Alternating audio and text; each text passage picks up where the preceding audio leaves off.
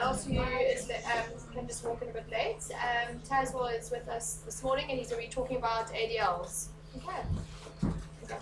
All over to you. Good morning.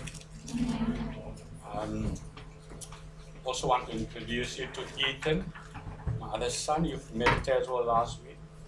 So I brought Ethan this week with me to assist also. And we had to go somewhere else. But as Kirsty has said, this week we have activities of daily living. So I need to inform you or just share with you a day in the life of a disabled guy. Most of the time I spend in bed when I have pressure sores. So when I have pressure sores, then I would spend most of the time in bed. So in the morning, Edwina would leave for work, but as she finished up work on the end of July, she resigned from a place of work because all of us, our whole family and our church is relocating to the West Coast. So this month, for the first 7 days of this month, she's been at home, but not really being at home, but being busy with last minute stuff that we have to see to. So in the morning, Edwina would leave, children would leave for school, and I would have home carers coming in sometimes twice a week. If the home carer doesn't come in, then I would have friends and family members coming in, you know. So I always have people coming in and out of the house. But before they leave the house, they would usually set me up with my laptop. I have the speech program that is built into the Microsoft software. You can find it on any computer software. You would just look for it. Sometimes people don't know how to look for it. They don't even know it exists. But it's a very, very good program for disabled people, especially for someone who is unable to use his hands. So the speech program allows me to dictate to the computer and to move around in the computer from files to programs to different programs, you know, from Word to Excel to PDF and to the Outlook program. I can watch movies when I want to watch movies. I can listen to music when I want to listen to music. Or I can just type whenever I'm busy writing or sermon preparation or teaching preparation. I have my own Bible software on the laptop. So this is something that I use every day. So I spend most of my day on the laptop, you know, studying and doing research and making preparations, sometimes just relaxing and watching movies. And then I would just take a nap during the day. I live in a very safe area where the children would lock the security gate, but not the door, and hang up the key on a hook. Everybody in the area, in the neighborhood knows that the key hangs on the hook. So everybody that comes to my house, those that are familiar with the system, especially my family or even close friends, you know, people from the church that are familiar with the system, they would know how to open the door. But I've never had a negative experience in the neighborhood where someone would come in that was not supposed to come in. So it's a very safe area. So I'm in the house the whole day. If I have an appointment in the morning, I would get up in the morning early, like this morning. Edwina would wash me in the bed. I don't use the toilet very much. I usually wash and do everything in the bedroom, dressing everything, grooming, everything. Grooming takes place when I'm in the wheelchair. So when I'm in the wheelchair and I have an early morning appointment, I would sometimes just remain in the wheelchair for most of the day, maybe until 5 or 6 o'clock. If I'm able to, if my body allows, then I would spend the whole day in the wheelchair, depending on whether I have more appointments during the day. My appointments during the day, sometimes I'll have 1 appointment per day, sometimes I'll have 2 to 3 appointments per day, sometimes with family, sometimes with other men and women of God, pastors, people from the church or people from the community, this type of appointments, or counseling appointments, or stuff like that. So I have a relative busy schedule. Not every day. Many days I have just a relaxing day, but I would have maybe two or 3 hectic days in a week. But mostly I have very relaxing days. So if I'm in the wheelchair and I work on my laptop, then I don't use the speech recognition program. Then I use a mouth stick that I put in my mouth, and with this mouth stick, I then type. Typing with a mouth stick takes much faster, it's more quicker than the speech recognition program. You would think that the speech recognition program would be faster than typing, but you make a lot of errors. Sometimes the software doesn't catch your accent or the way you speak or the word that you spoke. So then it makes a lot of errors, and it takes time to just correct those errors. So mostly typing with the mouth stick is much quicker for me in terms of dictation and in terms of typing something, writing and preparing myself for whatever presentation I'm busy with, if it's a teaching or a sermon or anything. So during the day when I'm in the wheelchair, I would usually see to it that I'm dressed, quite warmly, because my body temperature, like all disabled people, it fluctuates. Temperature goes up, temperature comes down. I can sit on a very hot day. It could be 34 degrees outside, and I could still get very, very cold. Sometimes it would be like very cold outside, and I would get very, very hot. So that's the way our body temperatures fluctuate, and that's because of our blood flow. It's not as proper as an able-bodied person. So our house is extremely cold, and I always see to it that I'm dressed properly if I spend maybe hours in the wheelchair, But when my days finish, like 4 o'clock, 5 o'clock, I decide my body's tired, then I ask my family to put me back into bed.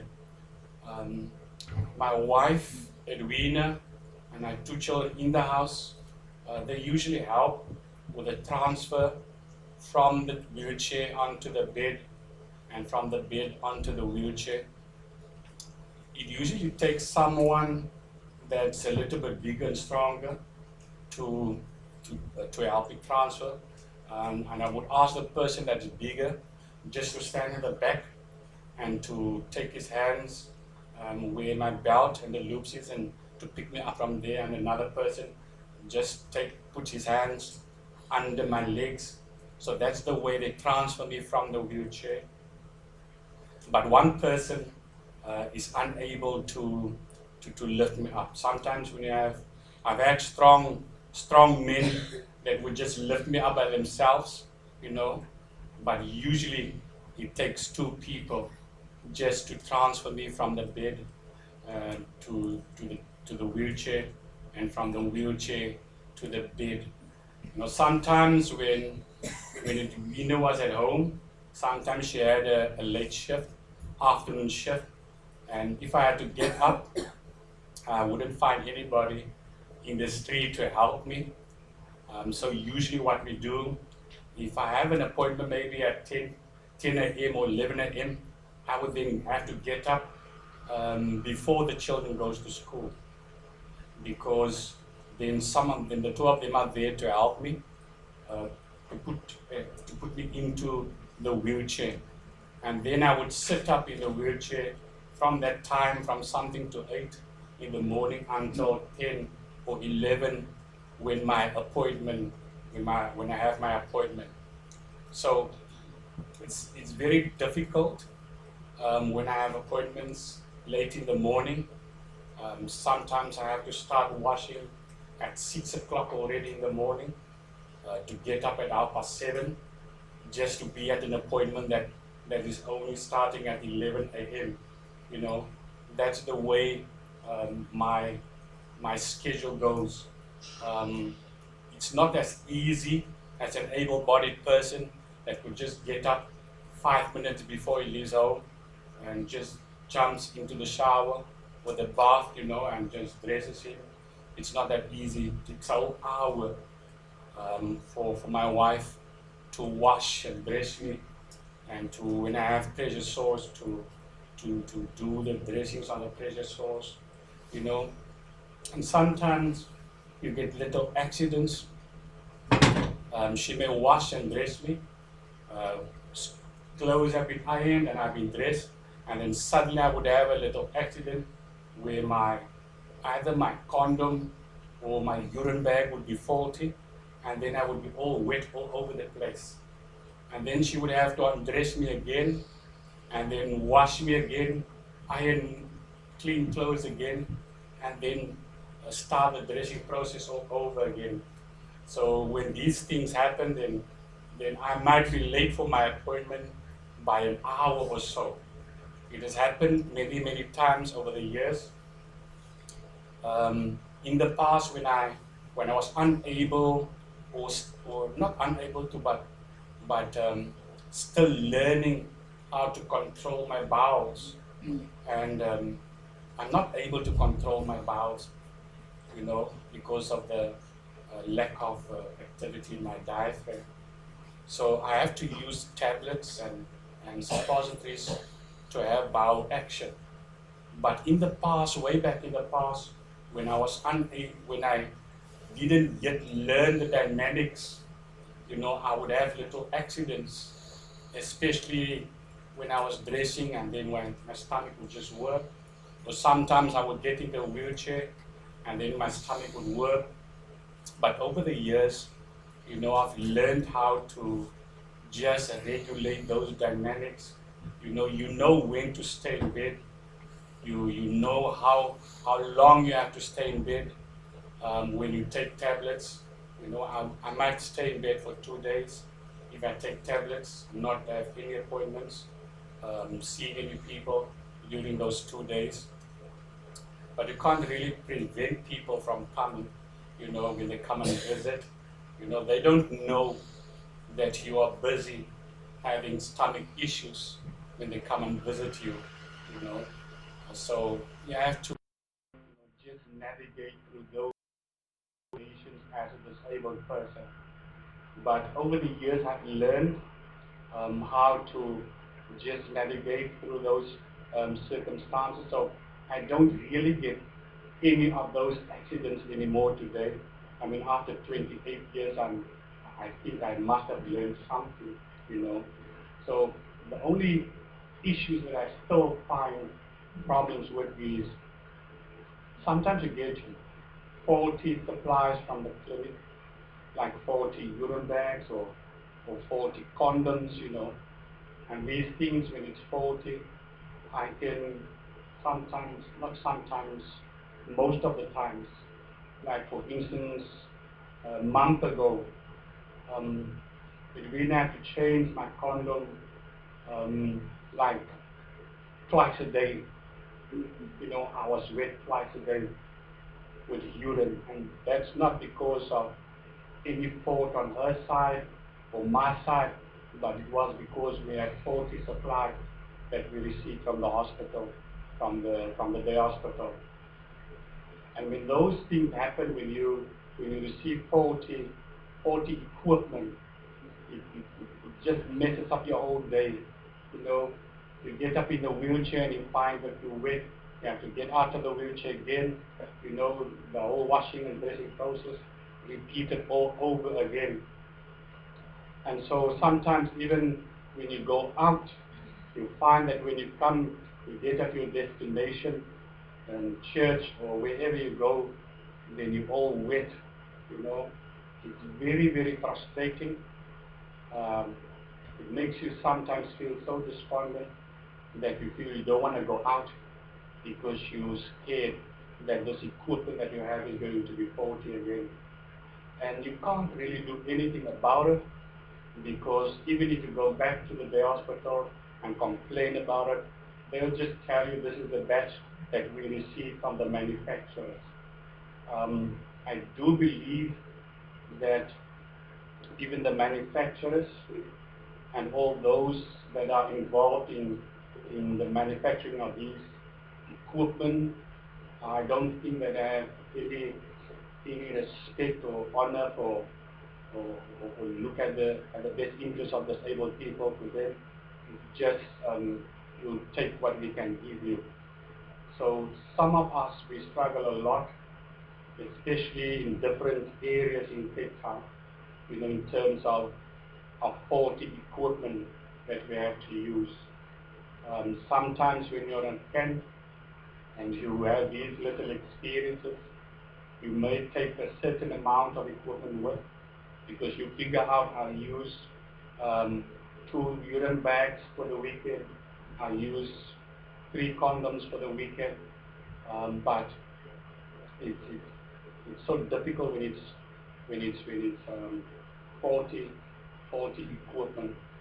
And I think I need to explain, when I say condoms, I'm not speaking of those other condoms. I'm speaking about those that is applied by the hospital specifically for disabled people to help them, to assist them to urinate into the urine bag, that type of things. So when we don't have those faulty equipment, then my day is okay. You know, we know when to empty the urine bag so that the urine bag doesn't become too full. Because if the urine bag becomes too full, then it just pushes the urine back into the tubing, and then you also become wet. So these are things in your daily schedule that you always have to watch. You know, my children have to watch it. They'll come and see and look whether my urine bag is full so that they can empty it. You have to drink a lot of water. I've been a little bit negligent in drinking a little water. But you have to drink a lot of water in order to keep your bladder clean and flowing so that you can prevent any bladder infections. I've had bladder infections many times in the beginning of my paralysis. Like, for instance, in the first 5 or 6 years, I've had many bladder infections. And that is when I still had a catheter inserted into my bladder. But I've also learned, you know, how to regulate and use my bladder to full capacity, so I don't get any bladder infections anymore.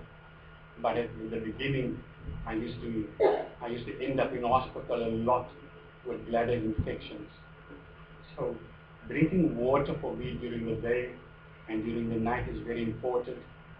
It keeps the bladder clean, and it also keeps the kidneys healthy. Because every time when you have a bladder infection, a little scar appears on your kidneys, and when you go for those urology tests once a year, and the Western Cape Rehab Center, they will see how these little scars show on the kidneys, and they'll know that you had a lot of bladder infections. And bladder infections is usually, it's not a good thing. When your doctor sees that you have a bladder infection, you will usually be reprimanded, because they know if you have a bladder infection, you didn't drink any water, and so that is a no-no. That's something that can be easily avoided by someone like me. But someone like me, especially me, I'm very negligent in consuming water. So eating, I eat everything. I don't have any problems of eating everything. I eat everything. Yeah, my children love me. I eat everything. There's something that I won't eat. I also have my things, certain things I don't eat, certain things I don't combine, but I'm a healthy eater. I can say I'm a healthy eater, but the dietitian at the hospital said I'm too skinny, I need to eat more. And my children, when I say, every day when they ask me how many bread, I will say 3 slices. So on the day when I say 4 slices, they, oh, Daddy must be hungry today, because he takes 4 slices. So I need to increase my meal times, to eat more, so that my body can stay healthy. Because I do a lot of things, and also now with the moving in and out of Saldanha Bay onto the West Coast, back to Cape Town, the body becomes tired very quickly. When I get back from the West Coast, I have to rest on the Monday or maybe the Tuesday, just rest. So I have to look at my body in terms of drinking enough fluids, juices and stuff like that, and energy drinks. I drink a lot of coffee. I love coffee. I love chocolate also. I'm mad crazy for fish and fish products, anything that comes out of the sea. I'm a seafood lover. But I love healthy foods also, when I can eat. I'm not too much into junk food, but I will eat it if it's there. But I'm not into it too much. But I try to keep a healthy diet, because I know in my position you can become overweight so quickly, and being overweight in a wheelchair is not a good thing in terms of your health, and in terms of being transferred from the wheelchair into the car, from the car to the wheelchair, that type of thing. Also the turning, because at night I have to be turned like every 3 hours or 4 hours. I have to be turned, whether it's during the day or during the night. That is to prevent my body from just picking up pressure sores on the sides. During the night, I have to wake my wife to get up and turn me, and then I will maybe lay on one side or on my back for 4 hours or so, for the most. Sometimes I go overboard, but it's dangerous for a disabled person to go overboard in terms of the times, how long you lay on one side or on your back. So during the night, turning, drinking water. Sometimes I get hungry during the night, like 2 o'clock or 3 o'clock in the morning, and I have to ask my wife, say, I'm very hungry now, and then she'll get up and go make me something to eat, But usually the two of us, we are usually awake most of the time during the night, because we pray, sometimes we pray right through the night, at certain times, so we usually awake during the night. Um, so, so eating, in my case, is not something that um, I'm not abusing. Whatever is put before me, I'm not a glutton. I can control my eating habits. I've learned to do that a long time ago. I've also learned to be very patient in terms of, I did share this with you last week, when you want to eat something, and the person you're asking to make you something to eat, that person is at that moment busy with something else, and then you have to patiently wait for that person to finish with their chores or whatever they are busy with, you know, and there I had to learn, just to develop that patience inside of my spirit, even in hospital, because if you're in the wheelchair, you're unable to help yourself, and you're a very impatient and short-tempered person, then you're going to end up in a lot of trouble and arguments with those that you love, those that are around you. So I have learned, how to just practice patience. Whenever, it doesn't matter what I want. Um, if it's not an emergency, then I'll wait until my loved one comes with whatever I wanted. And then also in terms of mobility, I have shared with you that I still have a very good support structure with people that are able to come and assist me whenever and wherever I want to go, friends, family members. I used to use the services of Dial-A-Ride a lot in the past, but I haven't used their services for the last, I think, 2 or 3 years. I'm not sure if any of you are aware of the Dial-A-Ride service, but I think it's an initiative that has been taken over by city. It's those blue buses you see. They used to have quantum vans also, but now I see them only operating with those Mercedes-Benz buses. It's a blue bus. It's those buses that have a hoist at the back. So if you're in a wheelchair, you can just ride onto the hoist, and the hoist is then lifted up, and then you go into the van. It's a very economical, it's a very good, reliable, not so reliable, because sometimes they can disappoint you. I've been disappointed by them, many times. You'll make an appointment for 10 a.m. and they'll come and pick you up at 10:30 or 20 to 11. So they're not very reliable when it comes to picking you up on time. So I haven't used their services for a very long time, but they're very, very cheap.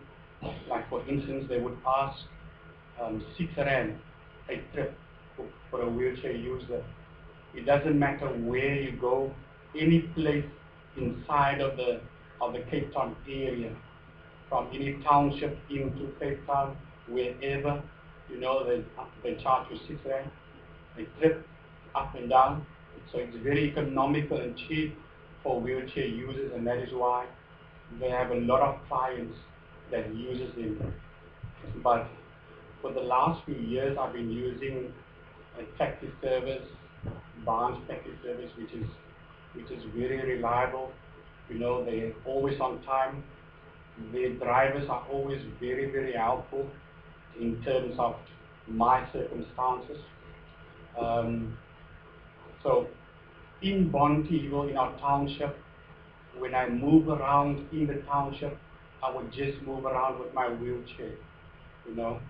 I can move around with my wheelchair at ease in the township.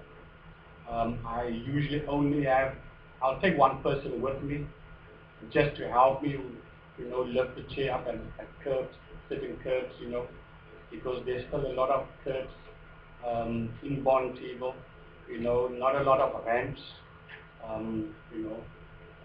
There are ramps, but not a lot. So there are still areas where I still need assistance to get off the pavement or onto the pavement. But I can relatively move at relative ease in Montevideo with my wheelchair. I seldom get into a car just to drive to another street in Montevideo.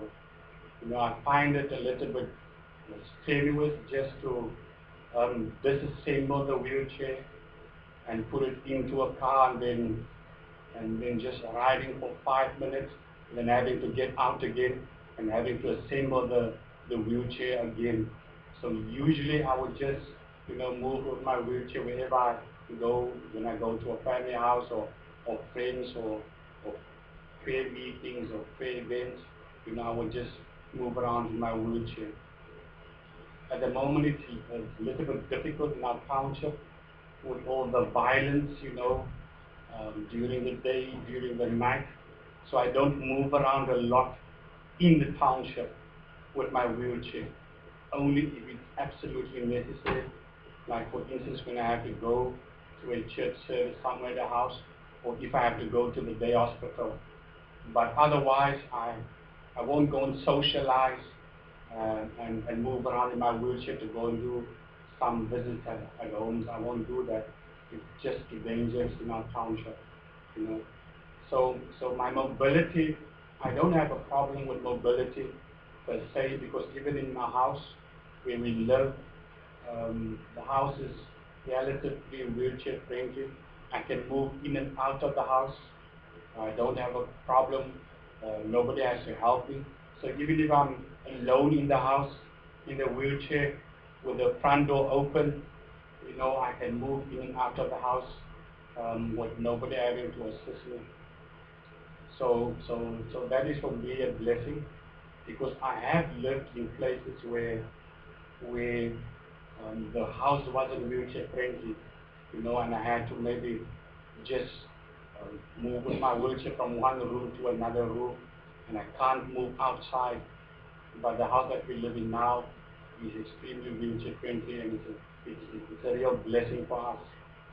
So now that we are relocating from Cape Town to Saldanha Bay, we acquired a house in an area called Parkersburg in Saldanha Bay.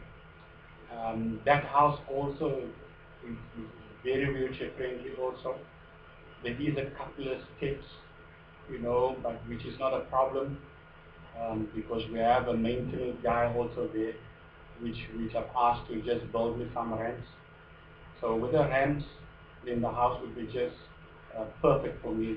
Given the street, the beach is not very far from the house, but my wheelchair, I don't think my wheelchair, this particular wheelchair, will be able to move around on that side. I have seen that they do have a wheelchair with very large, almost, the wheels almost look like it's blown up. I'm not sure if you've seen one of those wheelchairs. Yes, I've seen it on a picture. I haven't seen someone with it. Yes, but that wheelchair looks like a wheelchair that is being used on the beach, So I think I have to get me one of those wheelchairs,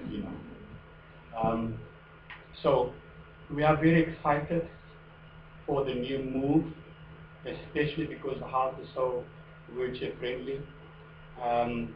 When our people went to go to view the house, the first thing that they asked the estate agent was whether the house was wheelchair friendly.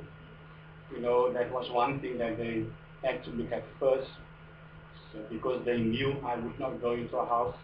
It's an upstairs house, double-story house, or it's a house that is not wheelchair friendly. So that makes it easier for me in terms of movement, from the bedroom into the lounge or onto the front stoop, or even going around the house, into the garage. All that, it makes it a little bit easier for me. So these are basically my basic daily living activities that I that I am involved in every day. Not every day, but most of the days. Like I say, sometimes I would just stay in bed, you know. Sometimes I would just watch cricket if there's cricket on TV. I don't have a TV, the children have a TV, we seldom watch TV. But these are basically my activities during the day. Any questions? Yes.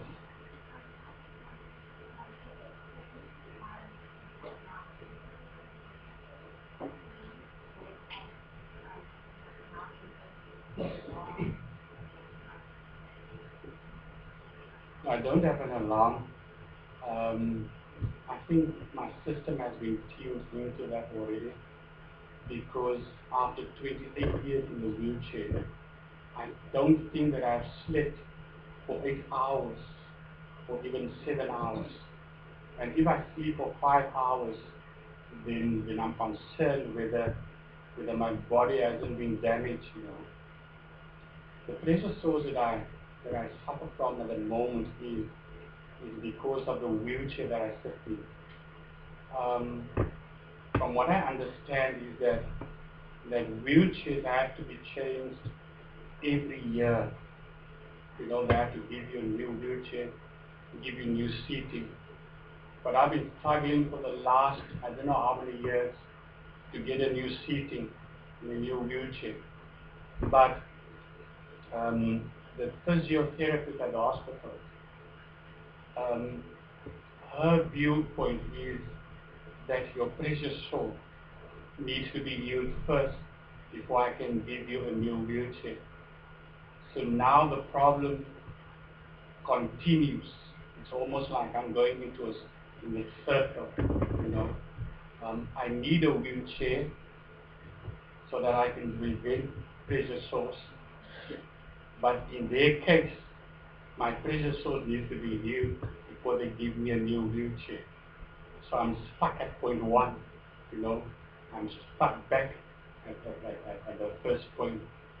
So I haven't changed. I've had this wheelchair, this particular wheelchair, since 2006. That's 12 years now. And you're not supposed to have a wheelchair for so long. And because this wheelchair is out of shape already, you know, I'm not sitting properly in the wheelchair. I don't have a proper cushion in the wheelchair. And I'll share again about that, I think. And that makes it much more difficult for my body to adapt to this system. So there, in the wheelchair, I picked up these pressure sores. But sometimes it heals, and then sometimes it just breaks open again. But I've been struggling with pressure sores since 2003. But for the last 15 years, I think I can say that I've learned to manage it, you know. Sometimes I just spend a lot of time in bed, and the sores will be healed, and then I will get up, it will, you know, my body will be okay maybe for a month or two, and then because of the wheelchair, and then I will just have another sore develop, you know. But that's basically my lifestyle for 2 years. In terms of eating, do you have specific eating times, and who usually is on a usually I don't usually have specific eating times. Sometimes I can't eat in the morning, and sometimes I'm hungry, then I eat in the morning. But I don't have a fixed schedule that I have to breakfast at a certain time and I have to eat lunch at a certain time. You know, my body's not tuned like that way. Sometimes I'll just wait for the children to come from school, and then they'll make me something to eat and feed me.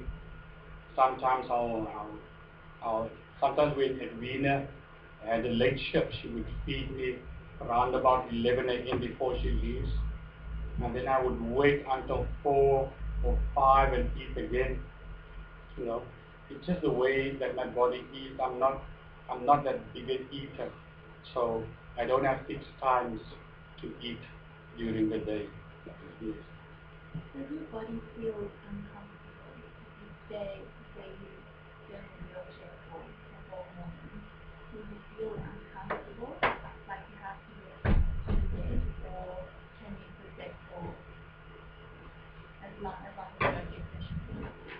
No, my body do get very uncomfortable, and it becomes extremely tired, and then I can feel it, and then I would say, I need to get out of the wheelchair now.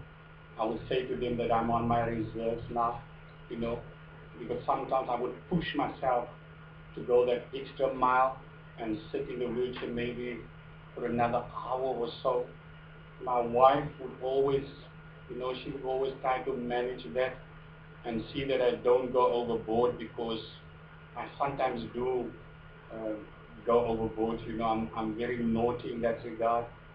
But my wife, she tries to just maintain that and manage that, and she would tell me, I think you need to get out of the wheelchair now. I think you've sat long enough. And I would say, no, let me just sit for another hour. And then she would say, no, I think you need to get into bed now, But I can feel it when my body becomes tired, especially when I've moved a lot, maybe in one day. Like for instance, um, I've got into a car this morning to get here, and I would get into I would get into the car when I go home from here, from your appointment. And so the transfer in and out of the car is also very tiring. So when I get home, I would have transferred in and out of a car 4 times this morning only. Now let's say I have another appointment maybe 6 o'clock tonight or 7 o'clock tonight, and it's also by vehicle. And so by the time I get back, all those transfers in and out of the car would have made me extremely tired.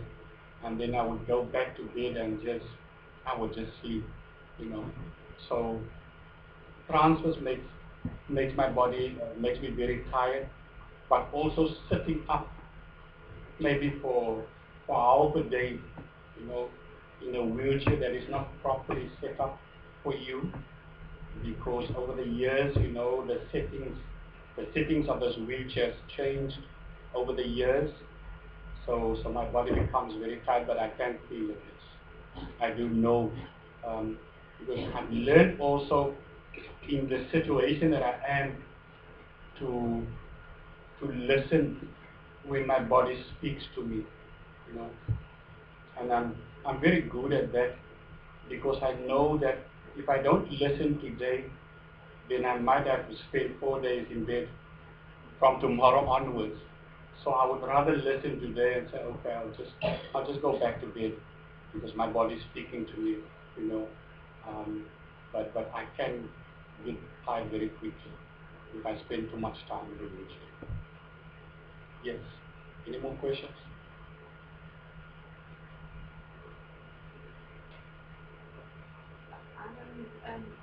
We're going to ask you whether you feel full when you eat things. So you know when you're hungry and you know when you're full. Oh, yes. I do. When I'm full, I know I'm full, you know. Sometimes when I'm not satisfied, I would say, I'm so hungry, but I seldom eat 2 plates at a time. I never actually do it, you know. So when I do eat 2 plates, then I'm hungry, you know. But I usually just eat 1 plate, and I'll know when I'm full. You know, I can't eat a lot, and sometimes when I become bloated, then I struggle with wings, you know, and that's one of the big problems with disabled people. You can develop a wing system very, very quickly, especially when you become bloated. So I try not to become bloated. I try not to eat too much, so that I would struggle, and I would struggle during the night, and it's not nice. So there's certain foods that you have to avoid to Yes, maximize those from yes, there are certain foods that I have to, but I don't necessarily do, you know.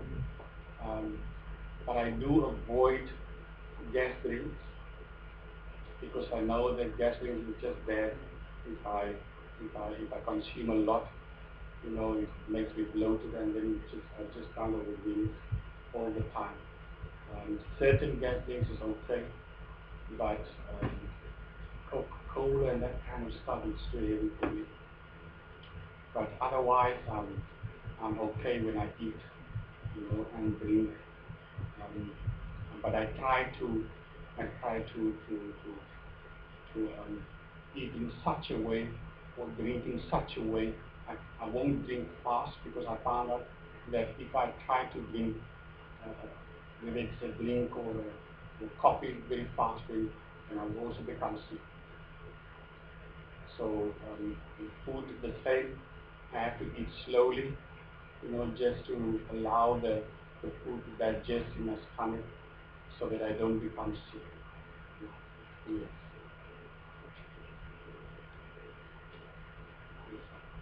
I would like to know as to why was the method of using a catheter changed?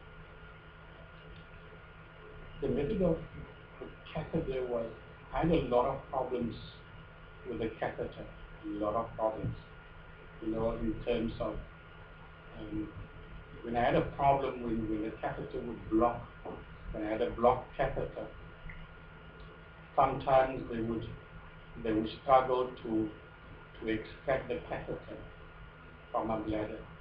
You know, I've had that kind of problem for most of the first few years of my paralysis.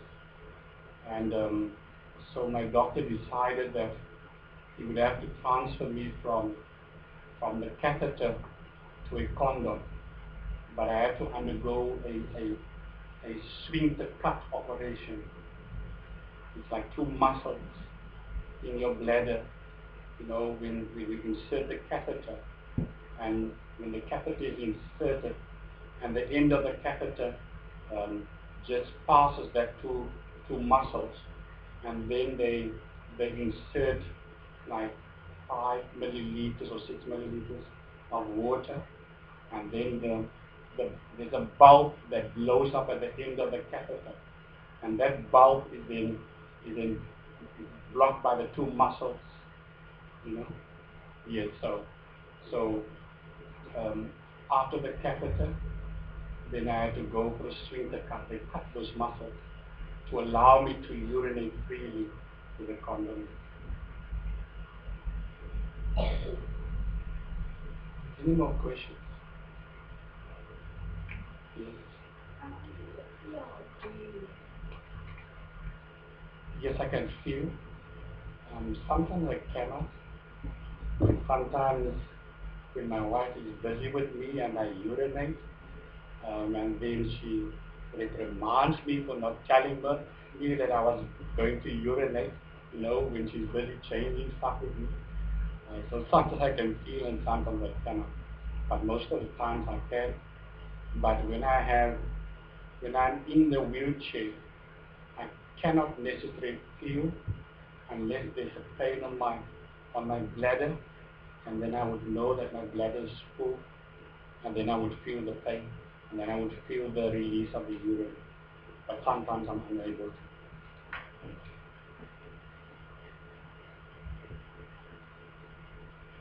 You should not be shy to ask questions, because you may not get someone like me again. So please ask your question. It will do you just the world of good when you go and see your first client. I also just wanted to bring up something that you had spoken about last year about how your hair and your nails grow so fast. Yes.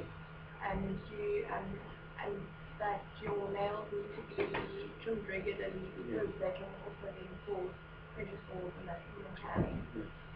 Yes, because of the accident, I'm not sure what happened, but because of the paralysis, your hair grows very quickly on your body, your head, and your nails grows extremely quickly. You know, I find it sometimes very frustrating having to cut it all the time.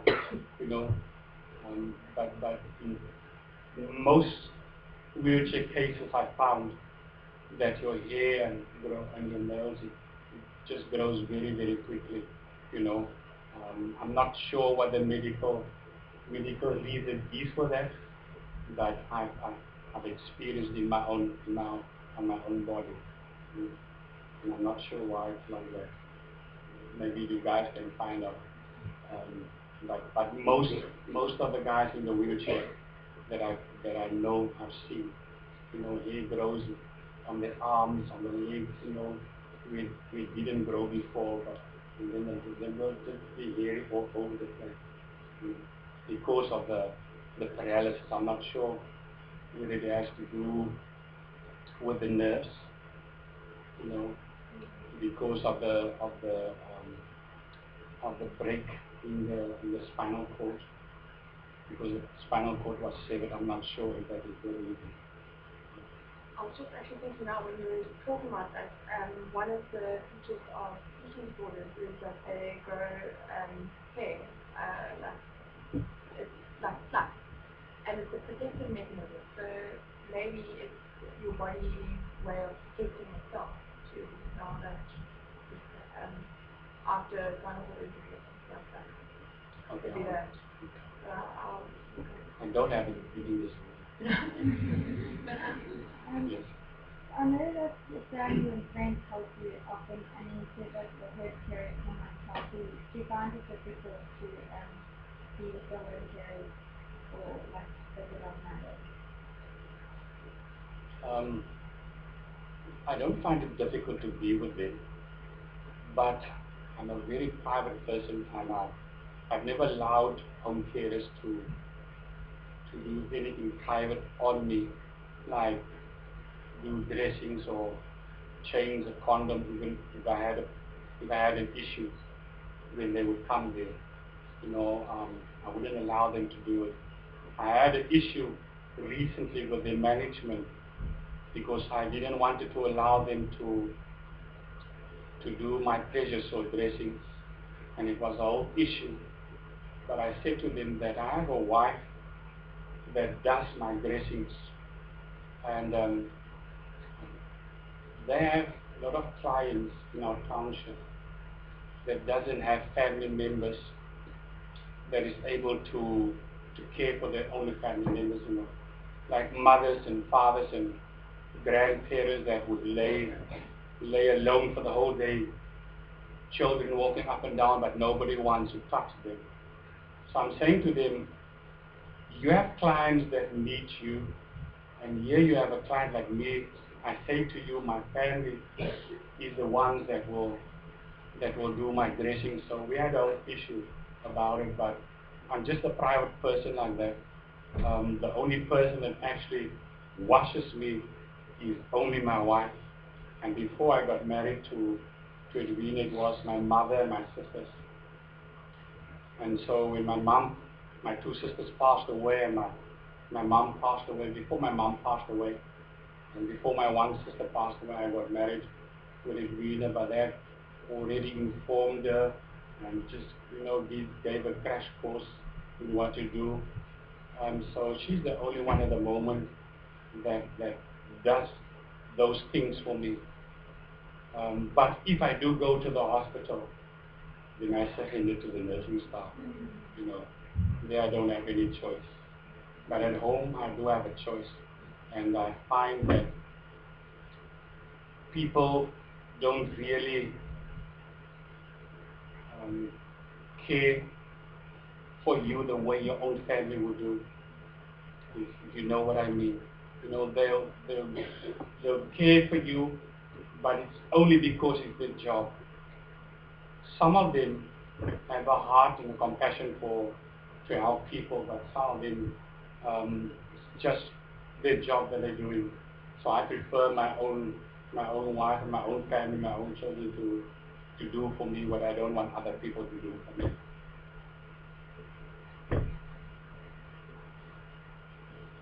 Yes.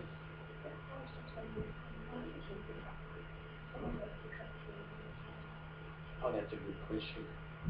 I have a little tubing straw, tubing that I use at home, and wherever I go, I will use that tubing as a straw to drink coffee. But if I don't have the tubing with me, I can still drink the coffee like that. And somebody just holds the cup up to my mouth, and that's the way I drink the coffee.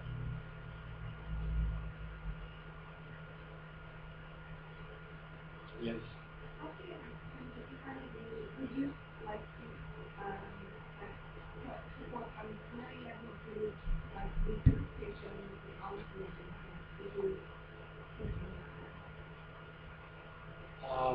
Not really. I did not. I must tell. I'm to be honest with you. I had at that time I had a good family support structure at that time. After my first divorce, I never actually went to one of these support groups. I can't give you an answer to why I never did. I never felt at home with these support groups. They've invited me to come and join their embroidery classes and stuff like that, but I don't think that's my gift, so I've never really joined any of those support groups, whether it's just a support group for emotional support or whether it's a group that helps with your gifting, your artistic abilities or whatever, I've always just found that keeping in the church circle worked for me. I'm not sure whether it's going to work for someone else, but for me it worked. So most of my support and my assistance and my counsel I received in that grouping.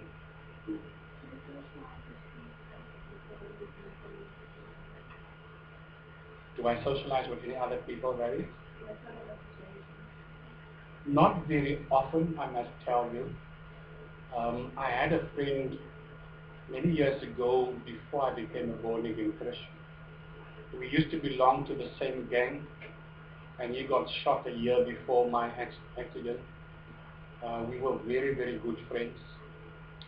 He died a few years ago as a result of sickness,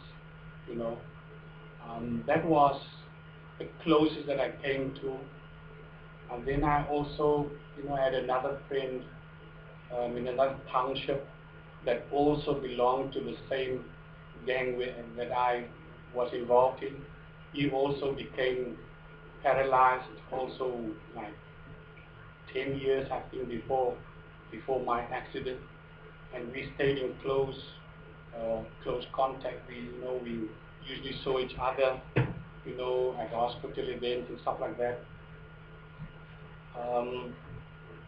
Funny enough, when I came to Saldanha Bay, I've had requests from certain people that I met, actually 2 women whose husbands are in a wheelchair. One man has been in a wheelchair for 12 years, but he's still struggling to get over his accident. And she had asked me to come and talk to him. I haven't done that yet, but that is something that I felt in my heart. Maybe this is what the Lord wants me to do, to speak to those kind of guys that is trying so hard to get over their injuries, It's something that the gift that I know that I have and God has given me, so it's something that I think I would be able to do when I'm on the West Coast. But in Cape Town, I haven't really had a lot of contact with wheelchair people. I would be invited to some events, maybe to go and give a talk or a presentation. And at those times, I would meet up with them. But I don't really join the wheelchair races and stuff like that, you know, and social events that they are involved in, or wheelchair tennis or wheelchair rugby. I don't. Yes. What's the one piece of advice you would give to people in a situation like therapist? So how to work with people in wheelchairs? Like something that we wouldn't understand having not been in your situation. You know, like I said last week also, it's just that respect and that not looking down on someone in a wheelchair, but seeing that person for who he or she is, and knowing that there's, if you see a person in a wheelchair, everyone has a story, and you just have to find out what the story is. Everyone has a different background. You know, not everyone were raised in a privileged position. Some were raised in horrible conditions. So you just have to find a story, and when you find that story, you'll be able to reach the heart. And as soon as you reach the heart of the person, that person will work with you, and your work will flow. Because you must remember, as an occupational therapist, you're about to rebuild a body. If you look at it that way, you're not just doing occupational therapy, but you're trying to rebuild something that was broken. Because you're coming to a person who has given up all hope. Let's say, for instance, if it's a stroke patient or a spinal injury. By the time when you get there, that person has given up all hope. Contractions have happened in the limbs, and now you have to start rebuilding his body, but now you have to restart rebuilding his mind first. Because if his mind says no, then you'll work for 8 hours and you'll achieve nothing. So in the rebuilding process, you know, you rebuild his mind and his confidence. You have to give him hope because you're a healer. You know, you're coming back to a person to heal that person. You know, all the doctor can do is give a certain medication and a diagnosis, but the therapist is the one that works with that person every day, and you will see his or her weaknesses, and you will see tears every day, because if that arm is too stiff, it becomes so painful, because it's been stiff for a long time, and you have to rebuild that arm with such patience and care and nurture. But by the time when you rebuild that body, they would love you, because you've respected them, and you've looked deep into their heart. Sometimes occupational therapists don't see themselves as healers, but you surely are, because I've seen your work when I was in the hospital. I've seen the work that you guys do. You do phenomenal work, because a physiotherapist would try to bring the person back to that place where I can see what can I get back in terms of getting this person to walk again. But you have to work at such little. You have to work at you don't have a lot to work with as an occupational therapist, but you have to push. Because even if you don't have a lot to work with, you'll see after the end of 3 or 4 months, you'll see that person writing again or drawing again, and then you can say, thank you, Lord, I've achieved something. But you're a healer, and you have to rebuild that body and the mind. And when you do that, it will be so beautiful to see that person being able to have that confidence to get up from the bed by himself, get into the wheelchair by himself, go to the toilet by himself, and he's going to be pushing and fighting and scratching and clawing to get there. I've seen your work, to be honest with you. You guys do beautiful work in the hospitals. And that's what you need to understand, who you are and what your function is. It's not just paid because somebody paid your fees, because somebody said it would be nice to be an occupational therapist. You have to get into this thing. And when you change the hearts of people, you change the whole person. I hope that answers it. Yes, sir. So, can I like, how long did it take you to really like accept your condition and just adjust with it? And what do you think are like key things that you need for you, to accept yourself and just take like just accept that this is having a new chapter in your life and you have to It's difficult to accept your situation. I don't know how long it took me. I don't even know if I can tell you that I have accepted my situation. I have acknowledged that I'm in a wheelchair. And I accept that I have to make adjustments. I accept that my life has changed dramatically. But that doesn't mean I've accepted that the situation will remain permanent. Now, therapists and the doctors will tell you that you won't get out of this wheelchair anymore. But that's not my heart. That's my faith. My faith is different. But I've accepted that I have a new, like you say, chapter in my life, and I have to make adjustments. And the adjustments I have made, I have acknowledged that there are things that I can do. I can do a lot of things because of my strong spirit, but I've also accepted that there's a lot of things I cannot do. I have accepted that I can't sit in a wheelchair from 8 o'clock in the morning until 8 o'clock the next morning. I know that I cannot go to a conference that lasts for 6 hours. I know my limitations. I also know that I can break barriers, but I know my limitations. So there are adjustments that I've made in my life to benefit me as a person, so that I do not become sick. Made some compromises and accepted that there are certain things that I can do and cannot do, but I cannot tell you how long it took me. It took me a long time to get to that place, of realizing I can't get up out of the wheelchair to go to the toilet, or I can't lift up my hand to take something. And so those things, it took a long time for that to sink in, into my spirit. So can I ask like about like the dream that you stop like being able bodied, are you now like the dream like the dream like you're not being in wheelchair like No, I've never stopped breathing. Like I've just said to you, I have my own faith.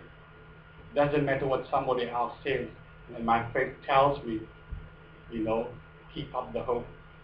no, I was talking about like the actual things like sleeping, Or when I'm sleeping. yes. Oh, okay. Or whether his dreams are whether he's able bodied Yes. or whether you're in the wheelchair. Actually, both. I've dreamed that I'm walking, but I've also dreamed that I'm in a wheelchair. I had a lot of dreams in the wheelchair, but also I had a lot of dreams where I'm walking, both. How does it feel? I mean, like you say you are able bodied. Look, to me, if I look at it at a dream in a normal way, I would just say, oh, I dreamed that I was walking, and oh, that's that. But sometimes I look at a dream in a very prophetic manner, and I'll say, oh, I had a dream, and I'll remember it, I'll take note of it, that maybe God is telling me something. But certain dreams, to me, it's just a dream.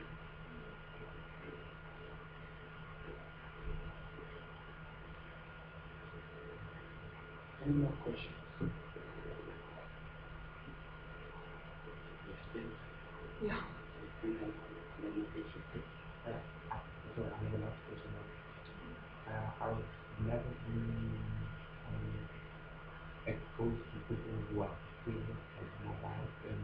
imagine like in my community, we all like really close to people. So I'll give you, I don't know, like, can you please give me an advice about, I don't know, like, how, because to me it's very stressful that it's so, it can like, I think that, I don't know how to feel like when I'm around people with like energy. So any advice that can give me? I think when you meet up with people in wheelchairs, you have to respect the person and speak to the person. I've had situations where Edwina would stand next to me, and this happened like earlier in the year, a couple of months ago, when we were at a prayer event, and this pastor came up to her and asked questions about me. And she told him, why don't you ask him? Yes, he's sitting right here, why don't you ask him? What she was telling this pastor was, he's sitting right here, why are you asking me for questions? You understand? Because when people do that to a person in a wheelchair, then it seems like you disrespect him. Because sitting in a wheelchair doesn't necessarily mean that you're unable to talk and answer questions. So when you see a person in a wheelchair, you address the person himself or herself. And when you engage that person in conversation, then that person feels good and honored that you address her or him in a conversation, and not address the person next to her or him and ask him what has happened with him, how long has he been in the wheelchair. So you make this person feel inferior, that is unable to answer you himself. So that's one of the things that makes people in a wheelchair feel good, that they are able to contribute to a conversation, that you didn't disrespect them by asking their family member next to them about their situation, because unless you see that the person has a speed impediment, the person cannot speak. That's different. But mostly, you see a person in a wheelchair, ask, can I help you? Like for instance, when we got out of the car now, the taxi driver was there, Ethan and Taswell and Edwina was helping, but still a guy walked up to us and asked us, can I give you a hand? Now that is going beyond what you're supposed to go, because he could see that there was 4 people helping me, but he still wanted to help. So that kind of behavior, blesses people. When you come up to them and say, can I help you? Can I maybe help you over the road or onto the pavement? Those small things. Because you must know people in wheelchairs always struggle at pavements. They always struggle to get into the car, or at doors at a mall or at a shop. They always struggle there. So when you pass by, you ask, can I help you? Some people are very proud, and they'll say, no, it's fine. You don't have to help, but you still ask. And they can answer you in whichever way they choose, but you ask. So that person can say, well, I met a guy today who wanted to help me, but he or she feels blessed that somebody wanted to help. But mostly they are so proud, they feel that they are independent and they don't want anybody's help, and they'll just try to do things on their own, but still ask. If I can also maybe just say something, I think it's also about whether your preconceived ideas. So like what Taswell was saying about, you don't know the journey or the story behind the person. You can't, you've got to be careful of letting your judgments or your ideas impact on your interaction with the person, because there's a story and you don't know the story behind until you've spoken to them and found out their story. You don't know the story behind how they landed up where they have. So letting go of your preconceived ideas, and it takes work, and it sometimes can be hard, but you've got to work on being non-judgmental and not assuming also, letting go of assumptions, letting go of your preconceived ideas, and also I think one of the readings in the book was about how disabled people really, when it comes down to it, they actually want the same thing that able-bodied people want to. They still people. And so just bearing that in mind. And the wheelchair is nothing to be scared of. But sometimes when people don't usually, they sometimes don't know how to help. They want to help, but they don't know how to help.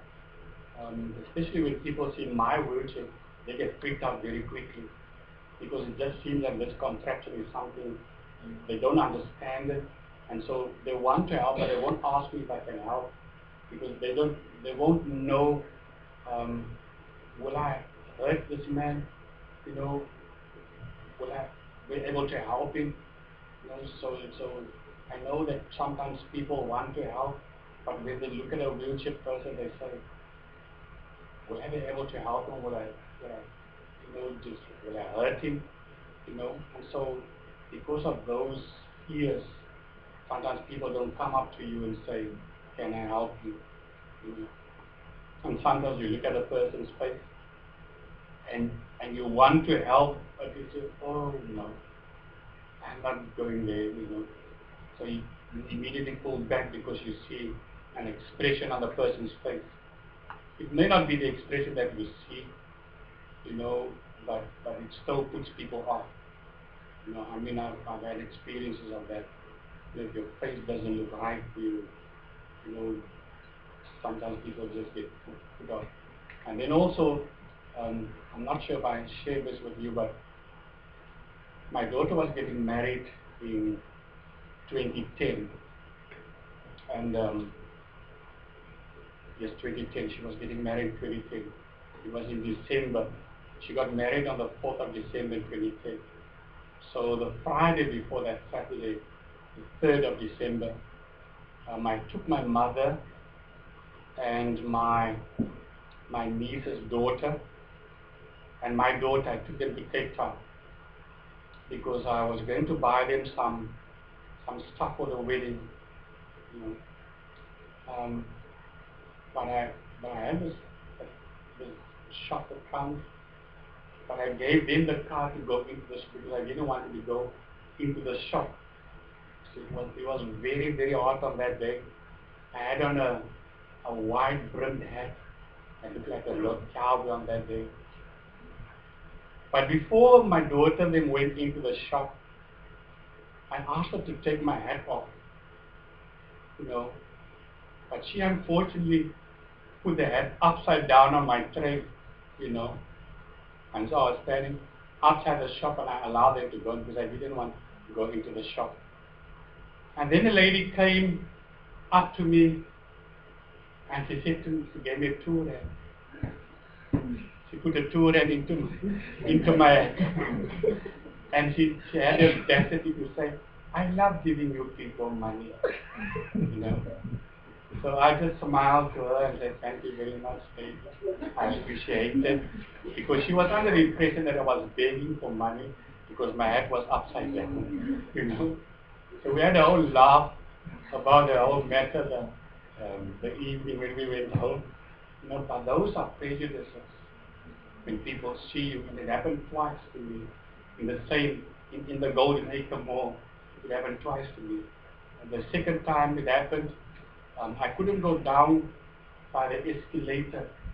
And then Rena and myself we were doing some shopping. And so she went down to the escalator and I waited for her at the top. And then a man came and he gave me a rand. Put a rand on my tray. And he said, are you well? I said, no, I'm well. He said, okay, I'll bless you with this rand. And I wanted to burst out laughing. for blessing me with a leg. But those are the prejudices of people. Now those kind of people frustrate you know, because they think nothing of you. They've already placed you in a category, and that category is you are worthless, you're in a wheelchair, you know, so when I see you, you must be begging. And that's why these two people, you know, they took up money to give to me, but they didn't come up to me and strike a conversation with me. If they had done that, then they would have found out who I was and what I was doing there, and I wasn't begging there. It was just unfortunate that my head was turned upside down, you know. If my head wasn't turned upside down, I think she may have walked past me. But the head showed her that I'm a beggar and I'm standing at the door for she, you know. So she gave me. But those are the people that have already put any wheelchair users in a certain category. So you won't get anything from them. They feel that you are inferior to them, you are beneath them, and so they'll give you money, but only a 2 rand and a rand, you know, even if you are an adult. So those are some of the funny experiences that I had, but we just had a laugh about it. I wasn't really sensitive at the time. I saw the funny side of it, you know. But if I was in a different space, I might have responded differently. But generally speaking, I'm not that sensitive when it comes to people catching on that kind of message.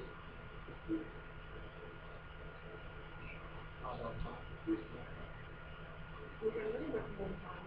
Any more questions?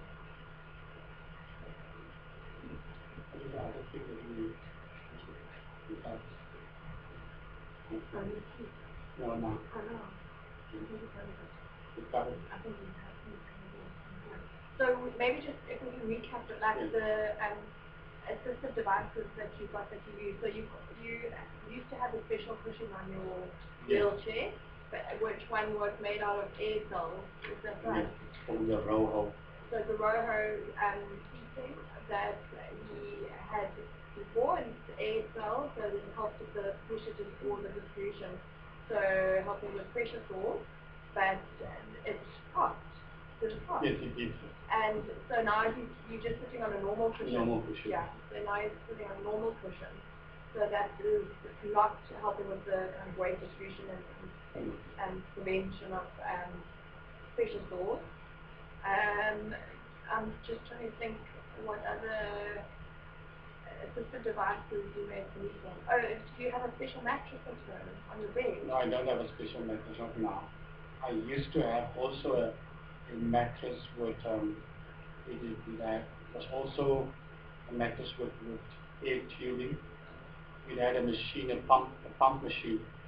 So the pump machine would blow up it would inflate every second, every alternative tubing, you know, and then those inflated tubing would then deflate, and the alternate tubing would then inflate, and that would just, you know, regulate the body, you know, to keep it not from developing any pressure. So it was very good technology. I've had that mattress for a long time, but it broke, and then I got married. So then I couldn't take a single mattress to my bedroom, because now I'm sleeping on a double bed.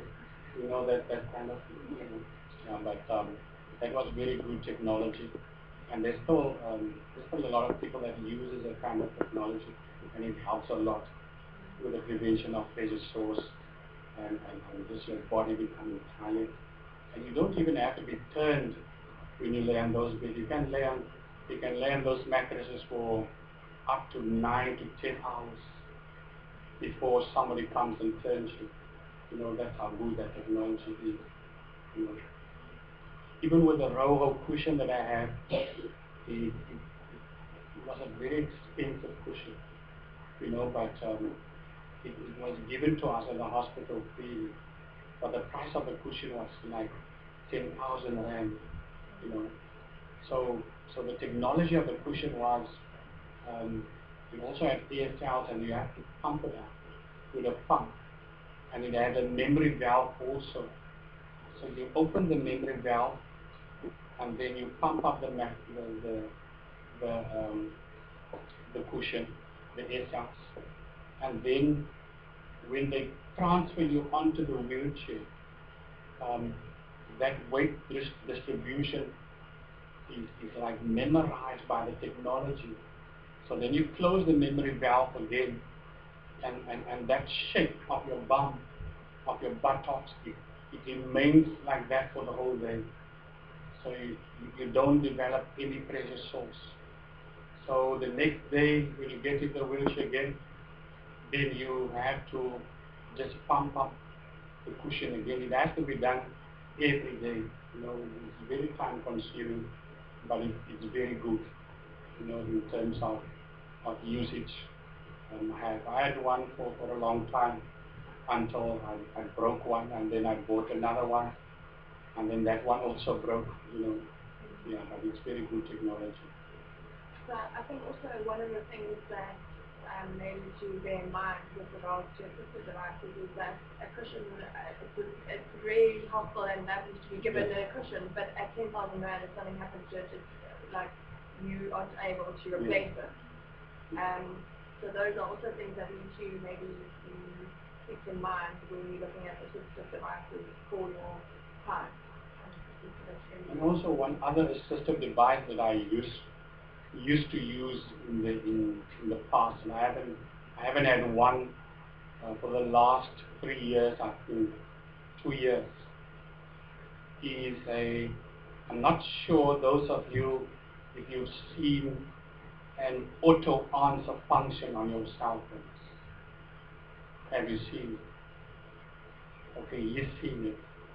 The auto answer function on your cell phones is extremely efficient, especially for someone like me who's unable to answer the phone physically, you know.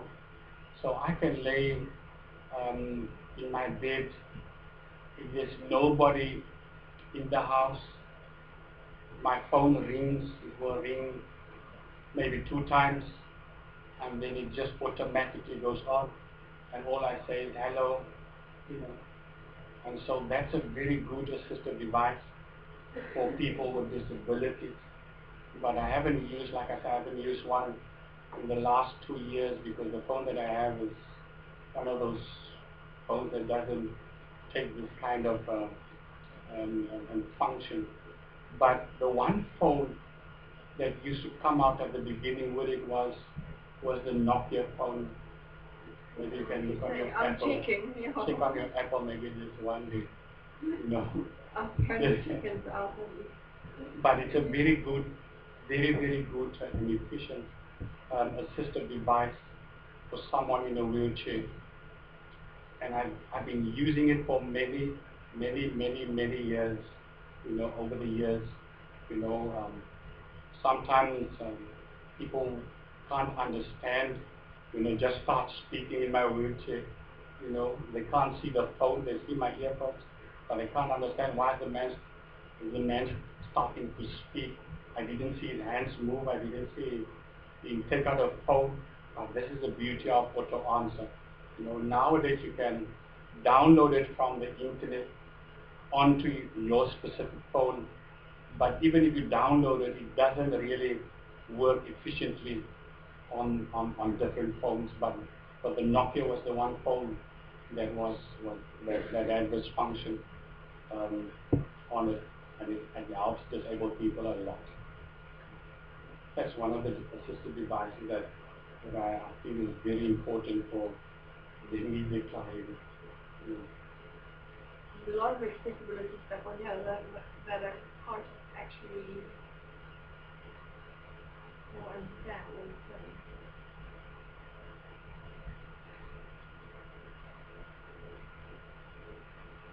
So you can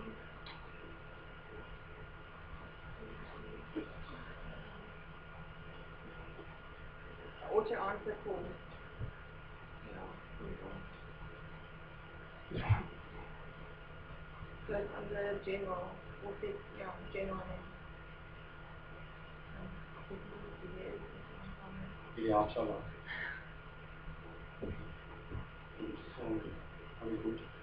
So, are there any more questions? Are you guys all fine? Okay. Well, thank you so much for coming again. Thank you for chatting so candidly and openly about these things. Yeah. Thank you. Thank you. And your cookies.